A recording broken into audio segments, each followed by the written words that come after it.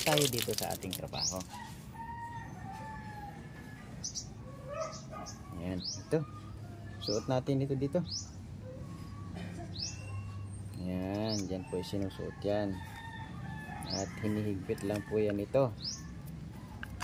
Ayan, napakasimple po. Ayan. Sa isa man po ay maluwag na rin yon at niluwagan ko na. Susuot na lang po natin ito. At mai-check na po natin yung ating bulb kung pwede pa. Ayan. Ganito po ang ating gagawin muna. Dito po sa part na to ay kumikislap-kislap. Sayang naman, good na yung ating extension.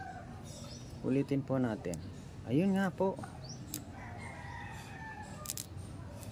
Ayun nga po. Gagawa natin ng paraan yun. Ito po, ipapaliwanag ko sa inyo.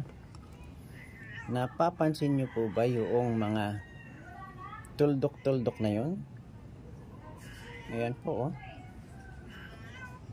Ito po 40 watts na bulb na ito ay mayroong mga tuldok-tuldok na yun, no? Ayun. Una po, iyan ay para kumapit yung kanyang ano dito sa pinaka dulo na ito. Pero ito po nag-i-spark kanina na nakita nyo, ito. Ayan po ay mayroong wire doon, no? Napakasimpleng wire. Nag-loss na po dahil sa hindi na masyadong dikit. Ngayon po, alam nyo kung anong gagawin natin. Tandaan po muna natin yan, ha. Ayan po, dyan, oh, dyan sa tapat niyan. Ayan, oh, ayan, oh. Dito po sa tapat nito, yan. Yan, ang gagawin natin ay ididiin lang po natin yan. Papakita ko sa inyo paano gagawin natin. Ayan, ayan, yung may tuldok na yan, no? May tuldok na yan. Itong gagawin natin na ito ay remedyo dito sa 40 watts. Remedyo. Ayan, oh. Repair. Ididiin lang po natin yan. Ayan. Ayan po, oh. Ayan, oh. Kulang pa. Tignan nyo na po ang resulta. Ito na. Ito na.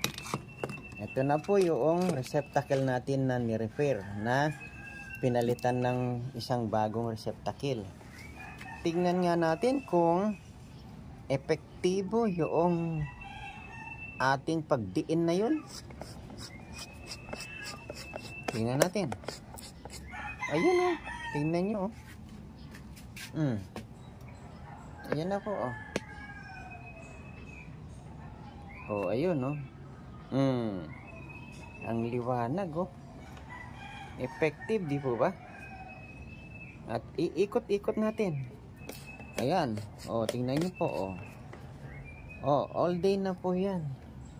Ganyan na po ang ating nagawa ng paraan na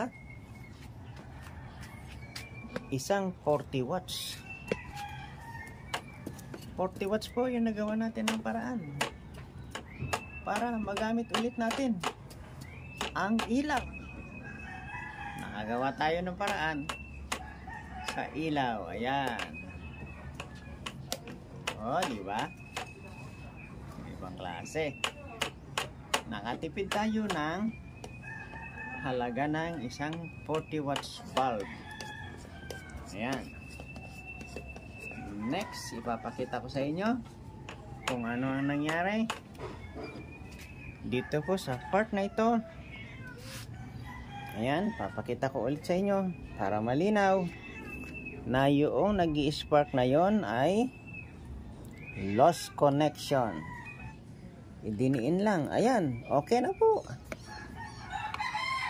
Di po ba? Siyempre, magpapasalamat ako sa inyo. Inubaybayan nyo yung aking short video sa pag-repair ng 40 watts bulb. Ayan. Ayan. Thank you for watching po ha.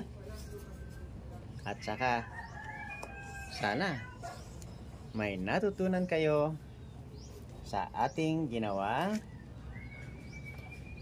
pagtitipid.